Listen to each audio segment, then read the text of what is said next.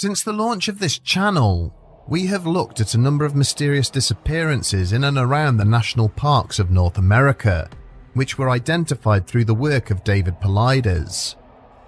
Over the next 2 episodes, we will be examining a cross-section of his research, which receives perhaps the least publicity and analysis, those of the near-missing 411. It has now just been over a decade since David Paulides first went public with his research into the many unexplained disappearances which have occurred in North America's national parks.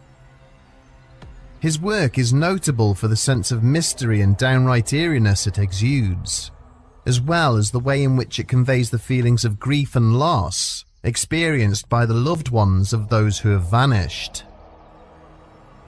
Amongst the many examples he has cited, it is commonly those cases in which little or no trace was ever found of the missing person which have received the highest degree of notoriety. But his insistence, unlike many others across his field, not to commit to any one definitive theory about what may be responsible for this tragic and recurring phenomenon is as ominous as it is frustrating. There are, however, a number of cases identified during the course of his work involving witnesses who were seemingly able to step back from the brink of disappearance. Otherwise unremarkable, salt-of-the-earth people whose extraordinary experiences have often been picked apart and ridiculed by their communities when they have been brave enough to come forward and share them. Witnesses whose stories suggest that Paulides could be correct in that there may be many possible reasons for so many disappearances which have occurred throughout the North American landscape. A common occurrence reported by countless hunters, hikers, and national park employees has been referred to as the silence. This eerie phenomenon seems to strike at random, with witnesses finding themselves standing alone, the woods around them having gone deathly quiet.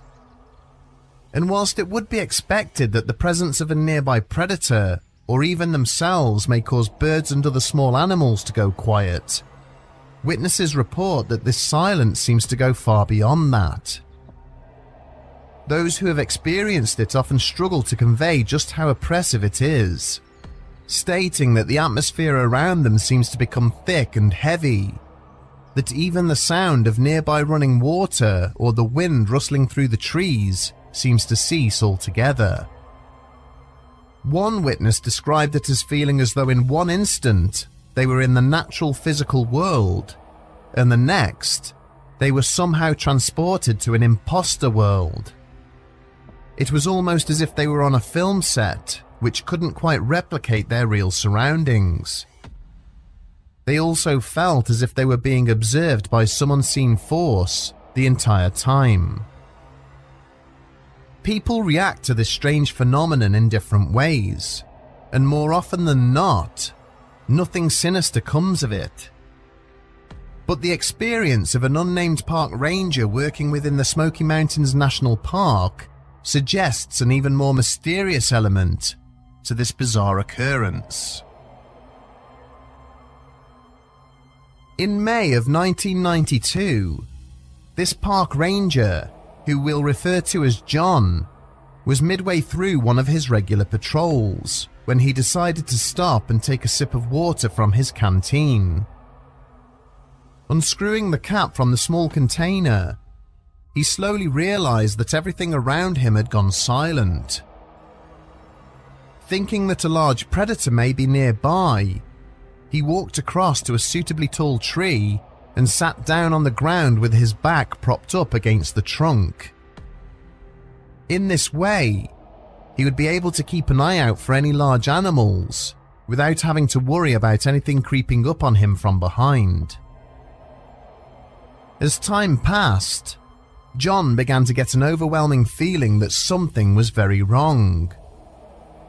Far above him, the branches of the trees continued to sway in the same afternoon breeze he could feel brushing across his face, and yet he could not hear any of the rustling or creaking he would have expected to. turning his head left and right, feeling as if he had been wrapped in an invisible cloak of cotton wool which seemed to muffle every natural sound. He became increasingly unnerved.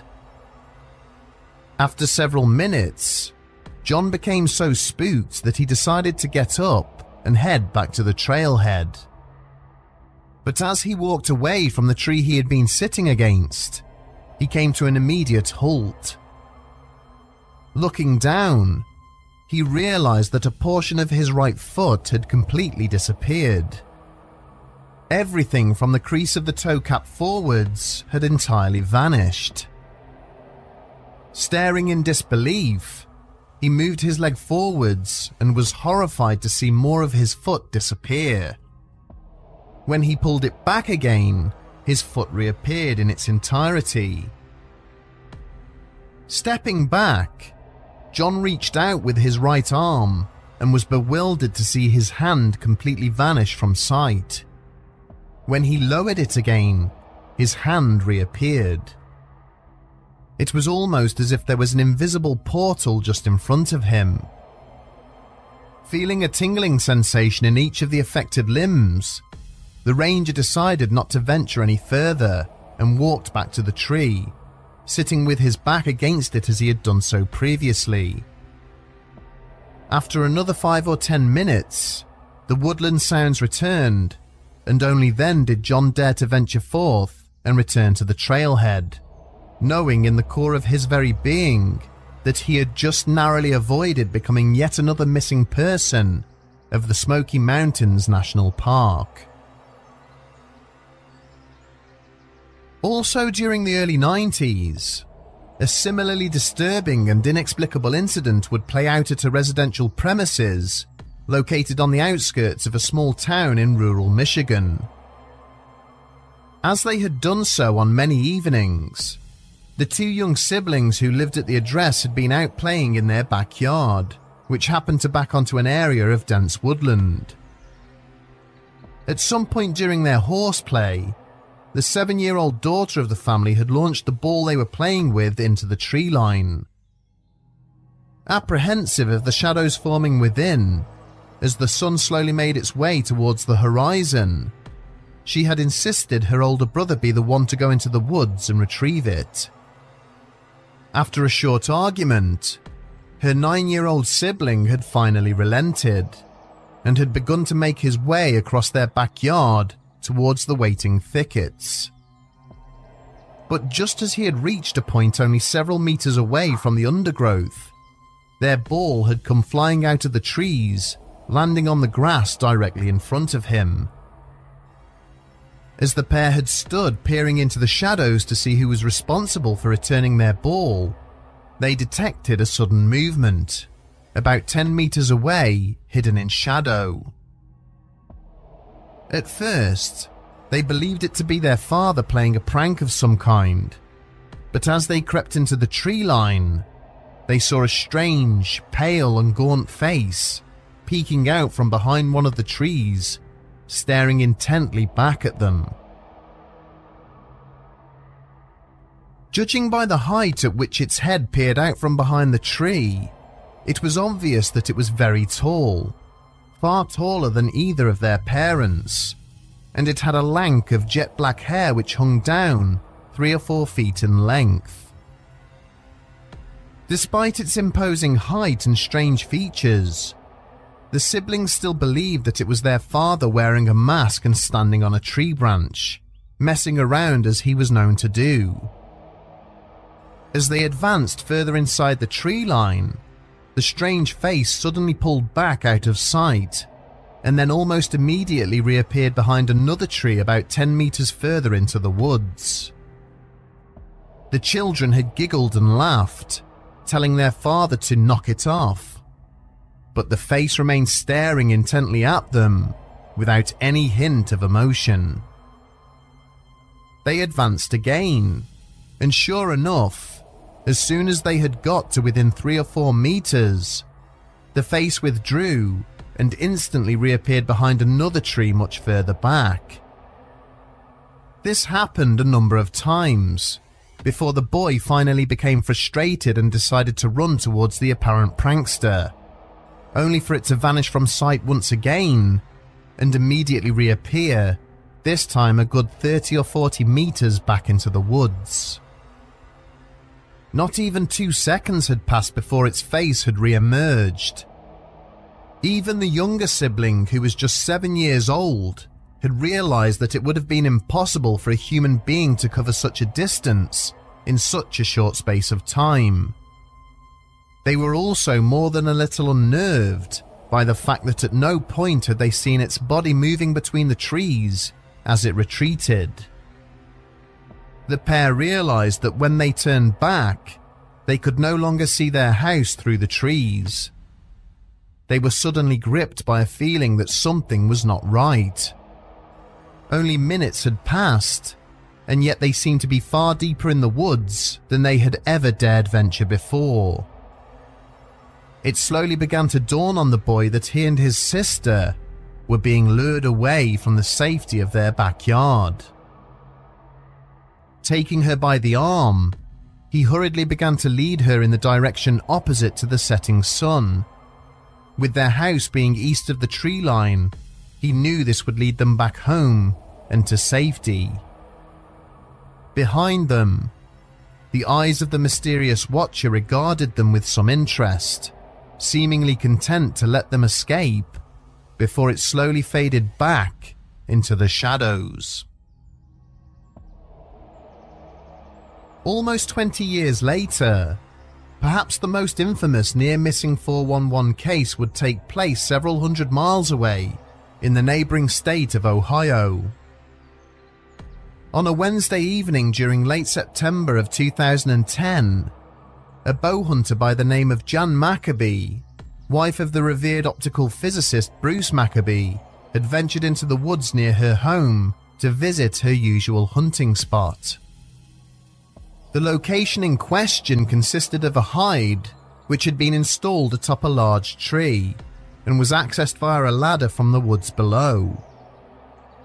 Situated some 15 to 20 feet off the ground, it was surrounded on all sides by thick and towering branches, looking out onto an open corridor between the trees, which stretched away in an easterly direction. Jan had already been out to the stand earlier that day to install a hanger for her bow, which she had photographed using her BlackBerry mobile device. It was with the same handset that she now sat taking further pictures and texting her husband, while she patiently waited for any quarry to make its way out into the open. The rest of the day had been cool and damp, but as evening approached the temperature had risen, with the moisture on the vegetation around her slowly starting to burn off. Jan was midway through sending a text when she realized that the sounds of the forest had fallen completely silent. Unnerved when this eerie development did not abate over the next few minutes, she had shared her anxiety in a message to her husband. Then, out of the corner of her eye, she caught sight of what appeared to be an unnatural haze, roughly halfway up a tree, situated about 20 feet away from where she was. Jan would later describe what she saw as similar in appearance to a mirage created when a road or other surface seems to shimmer under the heat of the midday sun. Initially believing that what she was looking at was the result of something caught in one of her eyes, she had closed and rubbed them for a few seconds before looking up again. But to her surprise, the strange haze was still apparently clinging to the side of the same tree, roughly 10 feet higher than she was. Then, without a sound, the mysterious entity glided down towards the forest floor, directly across her field of vision, moving at a consistent and controlled speed. Sitting perfectly still so as not to betray her presence, she had just managed to take a picture with her phone before the haze reached the ground below her. The moment it did so, it completely disappeared from sight, with all the sounds of the forest suddenly returning around her. Utterly perplexed by what she had just experienced, Jan took several more photos for comparison before cautiously clambering down from her hide. It would not be until much later that evening, over dinner with her husband and some friends, that she had related her experience.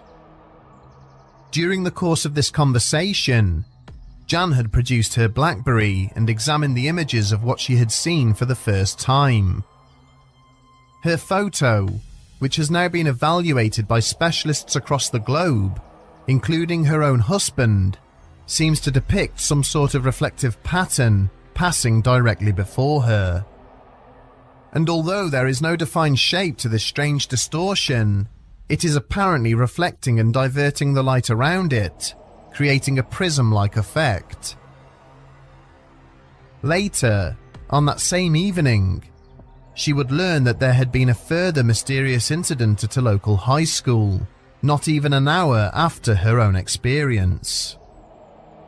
On that occasion, a late band rehearsal at a local high school had been halted by a bright light, which had been seen hovering in the skies overhead.